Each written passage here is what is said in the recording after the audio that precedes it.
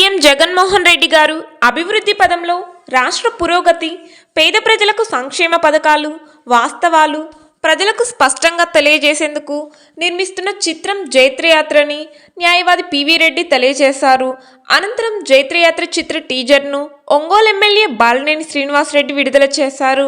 బాలినేని శ్రీనివాసరెడ్డి మాట్లాడుతూ వాస్తవాన్ని ప్రజలకు చూపించేందుకు కృషి చేస్తున్న చిత్ర యూనిట్కు అభినందనలు తెలియజేశారు.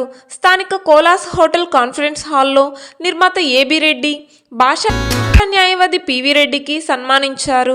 రచయిత సుబ్బు, హీరో దిగ్విజయ్, హీరోయిన్ నాగదైవజ్ఞ పలువురికి సన్మానించారు.